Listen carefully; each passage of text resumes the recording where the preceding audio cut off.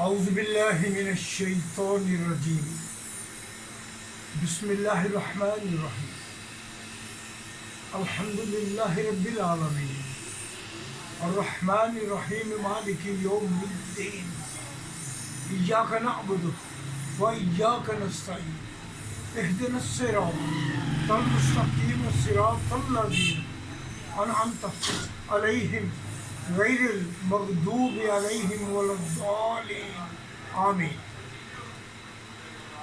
اشہد ان لا الہ الا اللہ وحدہ لا شریک لہ لہ الملک وله الحمد یحیی و یمیت وهو حی لا یموت ابدا ابدا ذا الجلال والاکرام بیدہ الخیر وهو علی کل شیء قدیر واشہد ان محمدا عبدہ ورسولہ صلی اللہ علی حبیبہ محمد وآلہ وصحبہ وسلم۔ آج ہم یعنی آج کا مسلمان جس مقام پر کھڑا ہے، کیا یہ مقام ہمیں قرآن، سنت، احادیث اور خلفائے راشدین کے دور سے مسابقت کرتا ہے، یا ہم واقعی پچھلی قوموں سے بھی بدتر زندگی گزار رہے ہیں؟ ہم گمراہ ہو چکے ہیں۔ سب کی بات نہیں ہو رہی، کیونکہ اس دنیا میں اللہ تعالیٰ کی پاک ذات کی وہ عظیم ہستیاں بھی موجود ہیں جن کے متعلق اللہ تعالیٰ کی پاک ذات کا فرمان ہے، اے انسان میں تجھے 70 ماؤں سے بھی زیادہ پیار کرتا ہوں۔ 70 ماؤں سے بھی زیادہ۔ ایک ماں کی محبت کی ہم تاب نہیں لا سکتے، تو 70 ماؤں سے بھی زیادہ۔ یہ تو ابتدائے اللہ ہے، اس کا اختتام کہاں ہے؟ یہ ابتدا ہے 70 ماؤں کی، لیکن اس کا یہ اختتام کہاں ہے؟ کوئی پتہ نہیں۔ کیا ہم وہ انسان بن سکے ہیں؟ نہیں، انسان بننا ہمارے لیے یہ تو بہت دور کی بات ہے۔ اس کے بعد ہم مسلمان کیا بنیں گے؟ خالی لا الہ الا اللہ محمد الرسول اللہ پڑھ لینے سے مسلمان نہیں بنتا۔ اس کے لوازمات ہیں، قرآن پاک ہے، سرکار کی سنت پاک ہے، احادیث پاک ہیں، خلفائے راشدین کا 30 سالہ دور۔ جب تک ہم اس دور کی پیروی نہیں کریں گے، ہم مسلمان نہیں کہلائیں گے۔ ملائکہ نے بھی کہا تھا کہ یا مالک ہمیں ایسا انسان بنا دے۔ کون سا انسان؟ وہ انسان جس کو اللہ تعالیٰ کی پاک ذات 70 ماؤں سے بھی زیادہ پیار کرتے ہیں۔ لیکن ہم کہاں ہیں؟ کس مقام پر کھڑے ہیں؟ ہمارا کیا مقام ہے؟ ہم تو ایسی بند گلیوں میں چلے گئے ہیں کہ شاید واپسی کے راستے ہم بھول چکے ہیں۔ لیکن نہیں، ہمارے لیے ہم جیسے گمراہ لوگوں کے لیے مالک الملک ہر وقت وہ فرماتے ہیں کہ میں تو پھرتا ہی گناہ گاروں میں ہوں۔ کوئی بندہ، کوئی میرا بندہ میری طرف خلوص دل سے رجوع کرے۔ خلوص دل سمجھتے ہیں آپ؟ اگر میں بحیثیت انسان اور مسلمان اپنی ذات سے مخلص نہیں، اپنی ذات سے، یعنی نہ میں قرآن پاک پر عمل کرتا ہوں، نہ سیرت پاک پر، نہ ہی سرکار کے فرمانات پر، اور نہ ہی خلفائے راشدین کے دور پر، نہ ان کی پیروی کرنے کی کوشش کرتا ہوں، تو میں تو اپنی ذات سے مخلص نہیں۔ جب میں اپنی ذات سے مخلص نہیں، تو کیا مجھ سے میرے والدین، میرا حلقہ احباب، میرے بہن بھائی وفا پا سکیں گے؟ نہیں، کبھی بھی نہیں، کیونکہ سب سے پہلے مخلصی شرط اول ہے اپنی ذات سے، اور وہ ذات کیا ہے؟ نام نہاد مسلمان۔ جس کو یہ تمیز ہی نہیں کہ بچہ کیا کر رہا ہے اور بڑا بوڑھا کیا کر رہا ہے اور میرا ہم عمر کیا کر رہا ہے. ہم تو صرف اور صرف آج کے اس دور میں، کیونکہ میں بھی ان ہی معاشروں کا ایک حصہ ہوں. میاں محمد صاحب فرماتے ہیں نیچاں دیے شنائی کلو فیض کسے نہیں پائے، ٹکرتے انگور چڑھا کے ہر گچھا زخم. تو پھر وہ بھی ان کا بھی فرمان یہی ہے کہ برا بندہ میں لبل ٹریا برا نہ لبا کوئی، جہاں میں اپنے اندر چاٹی پائی میں تو برا نہ کوئی. ہم اس قدر گر چکے ہیں اپنے مقام سے، اپنی حقیقت سے اور اصلیت سے. ہماری حقیقت کیا ہے کہ ہم انسان ہیں، اور ہماری اصلیت کیا ہے کہ ہم مسلمان ہیں. لیکن دونوں چیزیں ہم میں نہیں ہیں. ہم اس قدر گر چکے ہیں کہ آج سے نہیں، آزادی سے لے کر آج تک، جب تک یہ ملک مرز وجود میں آیا ہے اس وقت سے لے کر ہم پر گھیرا تنگ کیا جا رہا ہے مسلم امہ پر. کیونکہ پاکستان ایک ایسا قلعہ بنا تھا. حضرت قائد اعظم محمد علی جناح کی تخلیق ایک ایسی تخلیق تھی کہ آج تک ہم ان کے اقوال پر نہیں چل سکے. ہم ان کے اقوال پر عمل نہیں کر سکے تو قرآن پر عمل کیسے کریں گے؟ اتنے گمراہ ہو چکے ہیں آج کے اس مسافر خانے میں کہ ایسی ہستیاں بھی ہیں جن کا پہلا دور ختم نہیں ہوا. ہمارا یہ دوسرا دور ہے، ابھی تیسرا دور ہمارا آنا ہے. اس کے بعد چوتھا دور شروع ہوگا، یوم المحشر. ہم کیا جواب دیں گے مالک الملک کو کہ مالک ہم آپ کے محبوب کی امتی ہیں اور ہمیں اوصاف نہیں ہے، کیا ہمیں شفاعت مل پائے گی؟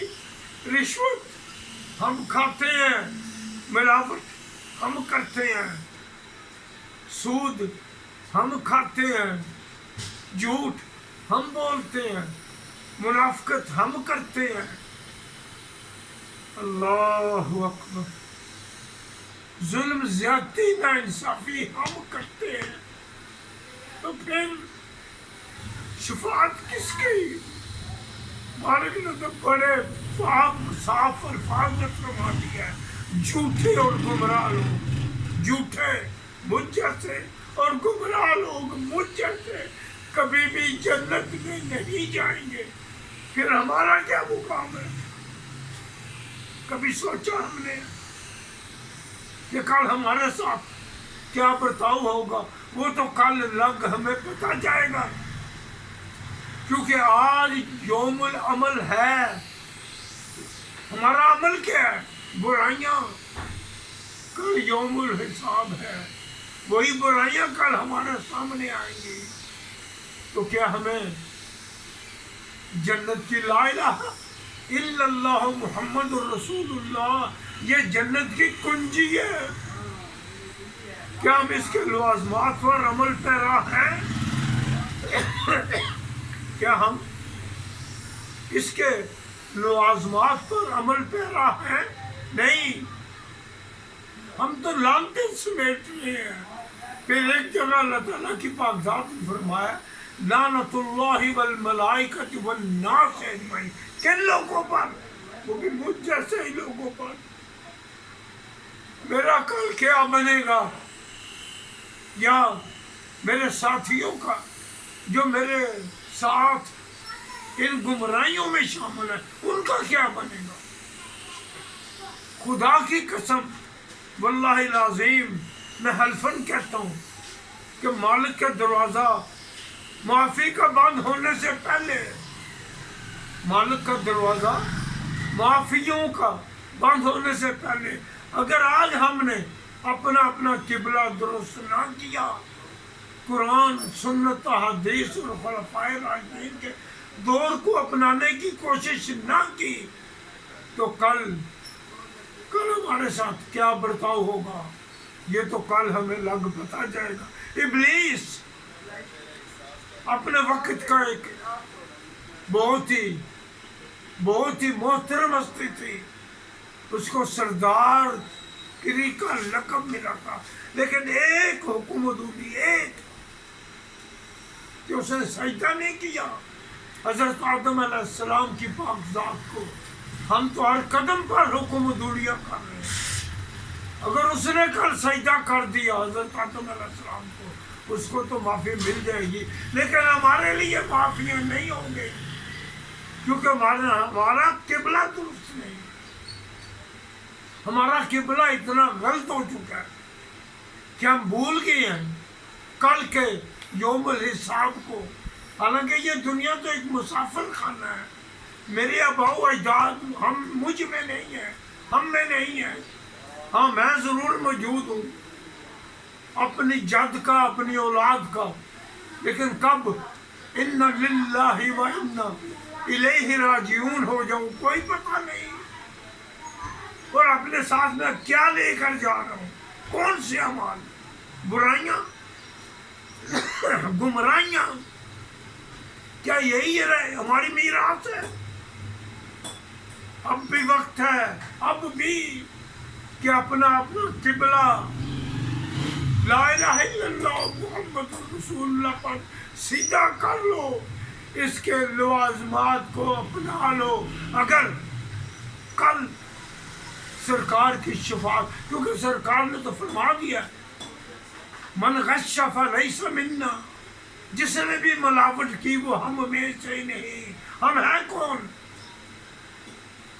سرکار نے تو نکال دیا ہمیں مسلمانوں سے، انہوں نے تو فرما دیا، پھر یہ بھی فرما دیا الراشی والمرتشی کلہم فی النار، سرکار کا فرمان ہے۔ تو اگر میں رشوت کا مال کھاؤں گا، رشوت لوں گا بھی اور دوں گا بھی، تو کیا کل میں شفاعت حاصل کر سکوں گا؟ واللہ العظیم کبھی بھی نہیں، نہ مالک الملک کی اور نہ رحمت للعالمین کی۔ یہ تو رحمت للعالمین کی عاجزیوں کا صدقہ ہے کہ وہ جب بھی تنہائی میں ہوتے تھے، اس نہ خلف امت کے لیے وہ روتے تھے تنہائی میں مالک سے، ورنہ خدا کی قسم آج ہمارا کیا حشر ہوتا۔ آج پچھلی قوموں کو جو احوال ہوئے ہیں ان سے بھی بدتر ہمیں دنیا میں شاید کوئی ورلا مسلمان ملتا جو کامل ایمان کا مالک ہوتا۔ ہم کیا ہیں؟ کیوں نہیں ہم نے مرنا ہے۔ ابھی تیسرے حساب میں جانا ہے، اس کے بعد چوتھا حساب ہوگا یوم المحشر کا۔ ہم کس منہ سے کل پیش ہوں گے مالک کے سامنے؟ کیا جواب دہی ہوگی ہمارے ساتھ؟ کیا جواب دے گی ہم کہ مالک ہم گمراہ ہو چکے تھے، ابلیس کی باتوں پر لگ چکے تھے؟ یار ایک ابلیس نے دنیا جہان کی انسانیتی کو تباہ کر دیا، تو کیا محمد رسول اللہ کا پیغام یہی تھا؟ ان کے رفقا کا پیغام یہی تھا؟ نہیں، ان کے پیغام تو بہت عمدہ تھے، ان کو تو جنت کی بشارتیں ملی ہیں۔ اور پھر آج کے اس دور میں اگر میں قرآن پاک کی کسی چھوٹی آیت کا بھی انحراف کروں گا تو خدا کی قسم دائرہ اسلام سے فارغ ہو جاؤں گا۔ کیوں ہم کل اپنے لیے جہنم کو واجب کر رہے ہیں؟ ہمیں جنت کا راستہ تلاش کرنا چاہیے۔ کس طرح؟ رحمت للعالمین کے بتائے ہوئے اصولوں پر عمل کرتے، مالک الملک کے بتائے ہوئے اصولوں پر عمل کرتے، خلفائے راشدین کے قدموں پر چل کر، ان کے نقش قدموں پر چل کر ہم کل کے لیے کچھ راحتیں سمیٹ سکتے ہیں۔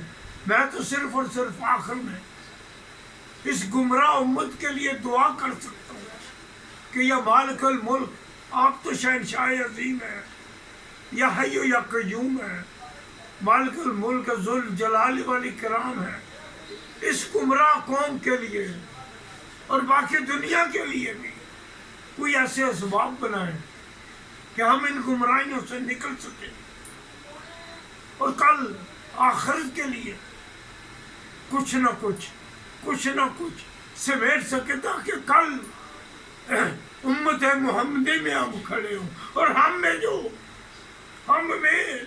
جو ان گمراہیوں سے فرعون، نمرود، شداد کی طرح نکلنے والے ہی نہیں ہیں، ان کا ایسا حشر نشر کرے کہ کل قیامت تک آنے والی نسلیں ان کے انجاموں سے عبرت حاصل کریں۔ آمین آمین۔ اللہم ربنا